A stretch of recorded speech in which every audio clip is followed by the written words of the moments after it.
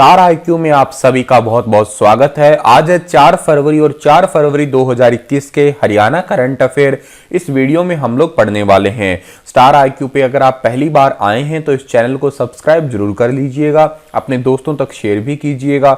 मेरे द्वारा पढ़ाए गए सभी लेक्चर्स का पीडीएफ फाइल अगर आपको चाहिए तो आप मेरे Telegram channel star IQ PDF को जरूर ज्वाइन कर लीजिएगा।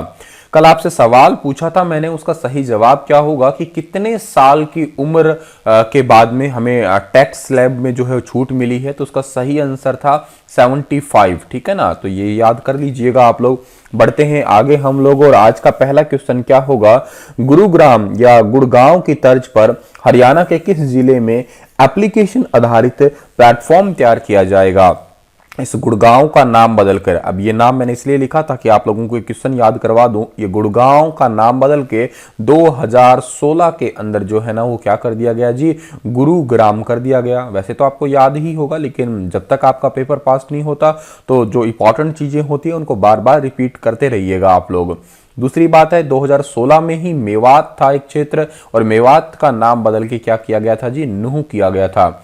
अब कुछ और भी गांवों के नाम बदले गए हैं रिसेंटली ही गवर्नमेंट द्वारा, उनके लिए मैंने एक सेपरेट वीडियो बनाया है, आपने अभी तक नहीं देखा है तो देख लीजिएगा। ठीक है जी, तो आगे बढ़ रहे हैं, तो इस सवाल का आंसर जान लेते हैं कि गुरुग्राम की तर्ज पे हरियाणा के किस जिले में एप्लीकेशन आधारित प्लेटफॉर्म तैयार किया जाएगा। तो ये जिला है जी हरियाणा के जो आपकी इंडस्ट्री है या इंडस्ट्रियल एरिया, जिसका नाम है फरीदाबाद। डी ऑप्शन जो है इस क्वेश्चन का हमारा वो बिल्कुल ठीक रहेगा। और नगर निगम की सुविधा और क्षेत्र में होने वाली जितनी भी समस्या प्रॉब्लम होती है उन के लिए जो है हेडक्वार्टर के चक्कर नहीं काटने पड़ेंगे, उनके लिए एक जनक प्लेटफॉर्म तैयार किया जा रहा है, ताकि प्लेटफॉर्म का मतलब है कि ऑनलाइन ही घर बैठे लोग जो है मतलब जो भी प्रॉब्लम आती है उस पोर्टल पे ही अपनी प्रॉब्लम रख दे, और दूसरी बात है वहीं से ही सुविधा प्राप्त कर ले। ऐसा गुरुग्राम में है, और सेम फरीदाबाद नगर निगम में भी एप्लीकेशन आधारित प्लेटफॉर्म तैयार किया जा रहा है। इसके लिए एक वेबसाइट डिजाइन कर दी जाएगी, इसके लिए प्ले स्टोर पे एप्लीकेशन जो है वो कर दी जाएगी, और फिर उसके बाद में जो है ओवरऑल ये भी इसमें एक मैनेजमेंट सिस्टम होगा कि कितनी जो आई है, आपकी प्रॉब्लम्स कितनी आई है ये भी पता लग जाएगा, मतलब काउंटेबल चीजें हो जाएगी ना, और उनको कितनों का जो है वो समाधान किया गया है। और फरीदाबाद का जिक्र हुआ है, तो फरीदाबाद के बारे में बात करें तो इस शहर की स्थापना 1607 में शेख फरीद ने की थी, और जिसे बाबा फरीद के नाम से भी जाना जाता है। और बाबा फरीद एक सूफी संत थे, और ये मुगल बादशाह जहांगीर के कोषाध्यक्ष भी थे। 15 अगस्त 1979 को फरीदाबाद को एक अलग जिले के रूप में भी स्थापित किया गया था, और शुरू में ये गुरुग्राम का एक हिस्सा हुआ करता था। हरियाणा में इसे इंडस्ट्रियल हब के रूप में भी पुकारते हैं हम लोग, या यूं कहिएगा यहाँ पे बहुत सारी इंडस्ट्रीज फैक्ट्री है। और एक बात और है कि 2011 की जनगणना के अनुसार यहाँ पे सर्वाधिक जनसंख्या भी थी। एस्कॉर्ट ट्रैक्टर उद्योग के लिए बहुत फेमस क्षेत्र रहा है ये, और राजदूत बाइक, हालांकि अब तो नहीं आती, वो बंद हो गई है, लेकिन किसी जमाने में बहुत ज्यादा फेमस रहा था ये क्षेत्र राजदूत बाइक के लिए भी। आगे बढ़ते हैं, अगला क्वेश्चन हमारा है कि कोरोना टीकाकरण में हरियाणा राज्य का कौन सा नंबर है। सर आपने 2-3 दिन पहले पढ़ाया था, उस टाइम पे प्यारे बच्चों हरियाणा राज्य था 3रे नंबर पे, लेकिन अब लेटेस्ट अपडेट हुई है और उसके अकॉर्डिंग जो है हरियाणा का स्थान आ चुका है 5वां स्थान, यानी कि सी ऑप्शन जो है इस क्वेश्चन का हमारा वो बिल्कुल ठीक रहेगा। अब 5वां स्थान आ गया है तो हम लोग पहले 4 भी पढ़ेंगे, लेकिन उससे पहले जानिएगा 31 जनवरी 2021 तक जो है कुल 39.5 लाख हेल्थ वर्कर्स कौन से होते हैं जी, हेल्थ वर्कर्स का मतलब यहाँ पे ये है कि जो हॉस्पिटल में नर्स हैं वगैरह ये आपके हेल्थ वर्कर्स हैं। फ्रंटलाइन हेल्थ वर्कर्स कुछ और होते हैं, जैसे वो तो पुलिस वगैरह होती है।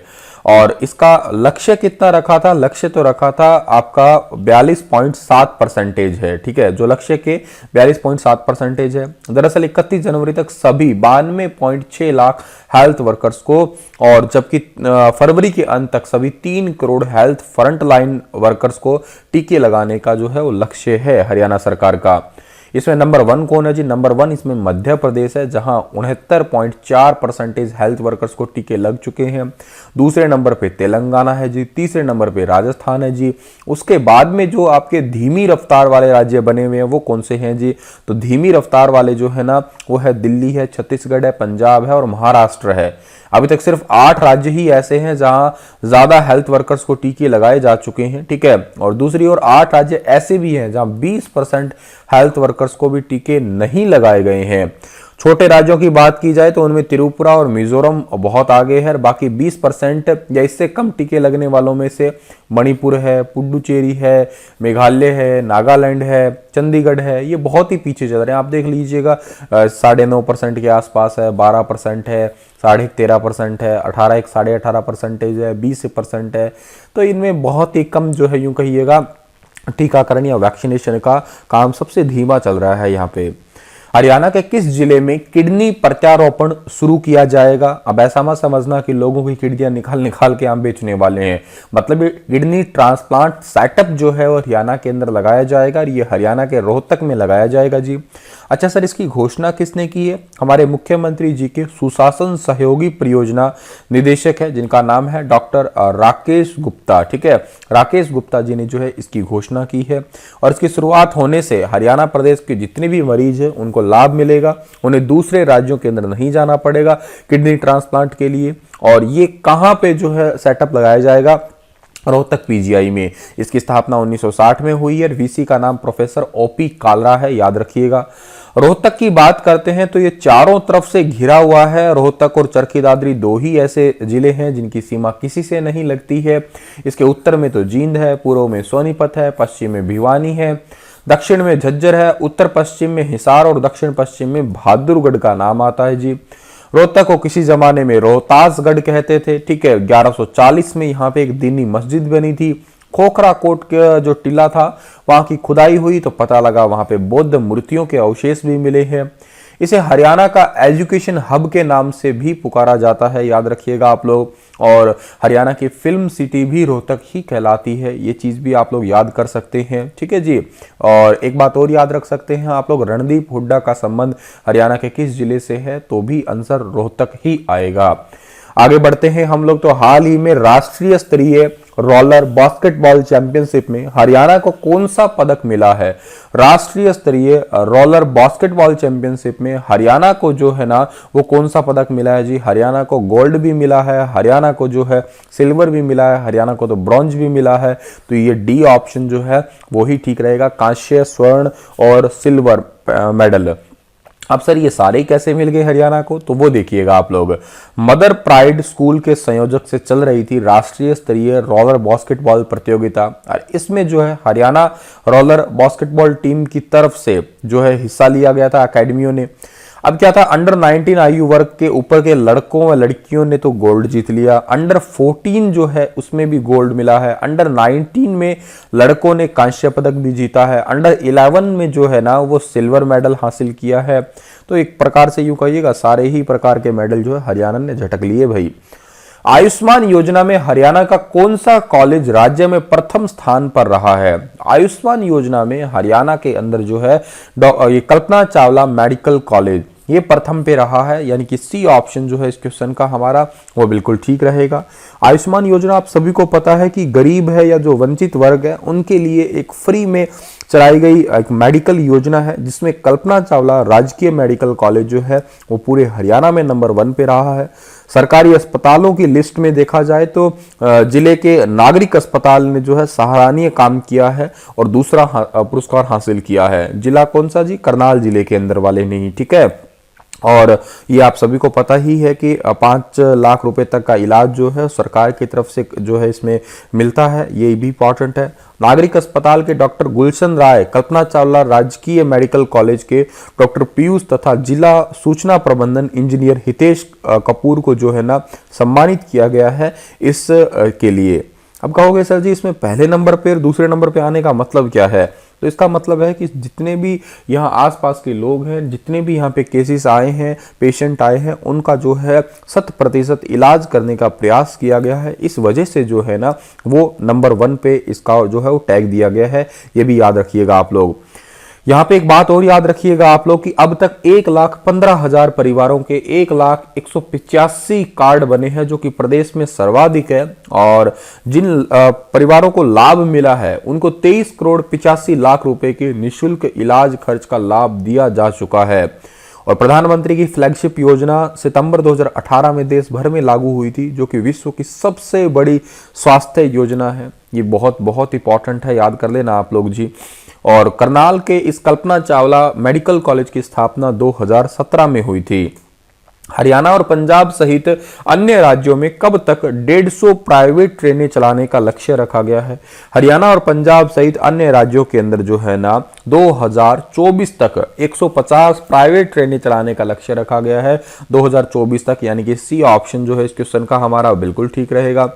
अब यूं कह सकते हो कि आपको और हमें वेटिंग लिस्ट से जितना भी छुटकारा मिल जाएगा, हो सकता है जल्द ही, और इसके लिए सरकार ने खास योजना तैयार की है। इसका लाभ सबसे ज्यादा तो हरियाणा पंजाब को मिलेगा, बाकी 109 रूटों पे चलेगी, जिसमें हरियाणा पंजाब सहित अन्य राज्य भी जो हैं वो भी इसके अंदर शामिल हो जाएंगे। इसका लक्ष्य सीधा सा रखा है 2024 में, और ये जो घोषणा है ये बजट के अंदर ही हुई है। बजट में 2000 करोड़ रुपए से अधिक की राशि जो है स्पेशली नई रेल लाइन बिछाने के लिए जो है वो इस बार दी गई है। हरियाणा में प्ले स्कूलों के लिए कितने गज का क्षेत्र होना अनिवार्य कर दिया है? आप सभी को पता होगा कि थोड़ा टाइम पहले से आप पढ़ रहे होंगे कि हरियाणा में टोटल प्ले स्कूल जो है वो 4000 जो है आंगनवाड़ी केंद्रों को ट्रांसफॉर्म करके बनाए जा रहे हैं, जिसमें से पहले चरण में 1135 पे तो काम भी शुरू हो चुका है। लेकिन अभी रिसेंटली हरियाणा सरकार ने नए नियम जो है वो लागू किए हैं और उनके लिए कहा है कि 970 गज का क्षेत्र होगा तो ही जाके जो है वो प्ले स्कूल का निर्माण होगा। अब 52 गज का दामन मत याद कर लेना, 970 गज याद कर लेना जी अब आप, ठीक है। और पहले से जितने भी प्ले स्कूल चल रहे हैं उनको भी अगले 6 महीने के अंदर जो है ये जमीन का या ये एरिया का जो है वो टर्म एंड कंडीशन को पूरा करना होगा। अभी मान लेते हैं कोई अभी फिलहाल चल रहा है वो 500 गज में चल रहा है, ठीक है, लेकिन उसको अगले 6 महीने का टाइम दिया गया है। 6 महीने के अंदर वो 500 को 970 में कन्वर्ट कर ले कैसे भी करके। और 3 साल से कम उम्र के बच्चों के दाखिले के लिए जो है वो भी प्रतिबंध लगा दिया गया। भाई ऐसा नहीं है कि 1.5 साल का बच्चा है, 1.5 साल का तो खैर कौन भेजता है, लेकिन फिर भी 2.5 साल का बच्चे को तो नॉर्मली भेज ही देते हैं, ठीक है। तो ये भी बात आप याद कर लेना। और बच्चों के आराम के लिए एक रेस्ट रूम और खेलने के लिए अलग से व्यवस्था करनी होगी, ये भी नए नियमों के अंदर जो है वो कहा गया है। चलिए जी आगे बढ़ते हैं हम लोग। अगला क्वेश्चन हमारा क्या होगा कि हरियाणा में नई स्कीम के तहत अब किसको पेंशन मिलेगी? वाओ, बहुत इंपॉर्टेंट क्वेश्चन है और बहुत ही इंटरेस्टिंग क्वेश्चन भी है। आप सोच सकते हैं इसका आंसर क्या होगा? बिल्कुल इसका आंसर प्यारे बच्चों यही है, पुराने पेड़ों को जो है ना वो पेंशन मिलेगी। अब आप कहेंगे सर पेड़ों को पेंशन? बिल्कुल, हरियाणा में पेड़ों को भी पेंशन मिलेगी। और किस लिए मिलेगी जी? क्योंकि देखो हरियाणा में प्रदूषण बहुत ज्यादा बढ़ रहा है और प्रदूषण पे रोक लगाने का एक छोटा सा उद्देश्य लक्ष्य यही रखा है। पुराने पेड़ों को मिलेगी। पेड़ कितने पुराने जी? तकरीबन 70 से 100 वर्ष तक वाले पुराने पेड़ है। जैसे जैसे ऐसे ऐसे बरगद होते हैं ना, कोई बरगद है, कोई आम का पेड़ है, कोई भी पुराना पेड़ है उसको पेंशन मिलेगी। अब जी ये पेंशन दी किसको जाएगी? ये पेंशन दी जाएगी उनके इस क्षेत्र के, मतलब मान लेते हैं किसके घर पे ये पेड़ है। अब मान लेते हैं कि मेरे घर पे पेड़ है, 70 साल पुराना पेड़ है, तो मैं इसके लिए रजिस्टर करवा सकता हूँ, पंजीकरण करवा सकता हूँ और मुझे पेंशन मिलेगी। पंचायती भूमि में कोई पड़ा है पेड़ तो उस पंचायत को फंड दिया जाएगा। किसी की निजी जमीन पे है तो उस मालिक को मिल जाएगा जी, ठीक है। कितने रुपए मिलेंगे जी? अभी तक ये तो डिसाइड नहीं किया गया है, यहाँ अभी ये तो घोषणा हुई नहीं है। जब होगी तो आपको मैं श्योर बताऊंगा, लेकिन अब तक की यही योजना है। हरियाणा का वन विभाग जो है उन्होंने ये योजना तैयार की है और हरियाणा का वन विभाग ने सड़क के किनारे पे आम के पौधे भी लगाने का निर्णय लिया है। जल्द ही जो है पर्यावरण को बचाने के लिए ऐसा काम करेगी हरियाणा सरकार। आगे बढ़ते हैं। अगला क्वेश्चन है कि हाल ही में हरियाणा के किस जिले में राज्य का दूसरा जेल रेडियो स्टेशन शुरू किया गया है? वेरी वेरी इंपॉर्टेंट क्वेश्चन है, याद रखिएगा आप लोग इसको भी। हरियाणा का दूसरा जेल रेडियो स्टेशन जो है वो फरीदाबाद में शुरू किया गया है जी। सर पहला कहां पे शुरू किया गया था? तो अगर आपको याद होगा तो टाइम पहले ही मैंने बताया था, हरियाणा का जो है पहला रेडियो स्टेशन जो है वो 16 जनवरी को पानीपत में शुरू किया गया था, ठीक है ना। पहला 16 जनवरी को पानीपत में। किसने शुरू कर रहा है किया है सर ये सारा? तो तिनका फाउंडेशन जो है ना वो इन जेल के अंदर रेडियो स्टार्ट कर रहे हैं। जो कैदी हैं वही इसके रेडियो जॉकी हैं। और दूसरी बात है वो बेसिकली पूरे जो आपके मनोरंजन करेंगे जितने भी कैदी हैं उनका भी, खुद का भी उनका अच्छा टाइम पास हो ही जाएगा, ठीक है। एक प्रकार से रोजगार भी कहिएगा आप लोग। और इसके बाद में हरियाणा में देखो टोटल 3 खुलेंगे। पहला पानीपत में हो गया है, दूसरा फरीदाबाद में और तीसरा जो है वो अंबाला में खुलेगा, ठीक है, बहुत ही जल्द आने वाले टाइम में। और तिनका फाउंडेशन के संस्थापक और दिल्ली की लेडी श्री राम कॉलेज में पत्रकारिता विभाग की डॉक्टर वर्तिका नंदा जो है उन्होंने ये सारा जिम्मा संभाल रखा है, वही ये सारा काम जो है वो कर रही है। और जो ये दूसरा जेल रेडियो स्टेशन है फरीदाबाद वाला, इसका उद्घाटन किसने किया है? जेल के महानिदेशक जिनका नाम है के सेल्वराज, उन्होंने जो है, और के साथ में अधीक्षक थे डॉक्टर जय किशन छिल्लर, इन्होंने जो है इसका उद्घाटन किया है अभी रिसेंटली। चलिए आगे बढ़ते हैं हम लोग। अगला क्वेश्चन हमारा क्या होगा कि हरियाणा में अब किसका लाइसेंस लेने की प्रक्रिया को ऑनलाइन किया जाएगा? तो हरियाणा में अब डिपो का लाइसेंस लेना अगर है तो इसकी प्रक्रिया को ऑनलाइन किया जाएगा। ए ऑप्शन सही रहेगा जी। अब घर बैठे मिलेगा डिपो का लाइसेंस, मोबाइल वैन से बटेगा राशन, ठीक है जी। फरीदाबाद में पायलट प्रोजेक्ट के तहत राशन वितरित करने के लिए वैन चलेगी और फरवरी में ऑनलाइन हो जाएगी राशन डिपो की लाइसेंस प्रक्रिया सारे की सारे, ठीक है। तो ये चीज आप लोग याद कर लेना जी। और इसी के साथ में हमारा ये लेक्चर तो समाप्त होता है। एक बात और याद रखना कि पीके दास जो है ये अतिरिक्त मुख्य सचिव है खाद्य एवं आपूर्ति विभाग हरियाणा के, जिन्होंने इसकी घोषणा की है, ठीक है जी। तो कल आपके लिए एक सवाल देके जा रहा हूं जो कल बताइएगा आप लोग, या आज ही इसका जवाब दीजिएगा कि हाल ही में पानीपत की खेल और युवा कार्यक्रम अधिकारी राज यादव को किस जिले का चार्ज दिया गया है? रोहतक है, करनाल है, भिवानी है, सोनीपत है? मैं जवाब इसका कल दूंगा, आज आप दे दीजिएगा। धन्यवाद। हंसते मुस्कुराते जरूर रहना। पहली बार आए हैं तो चैनल को सब्सक्राइब जरूर कर लेना यार।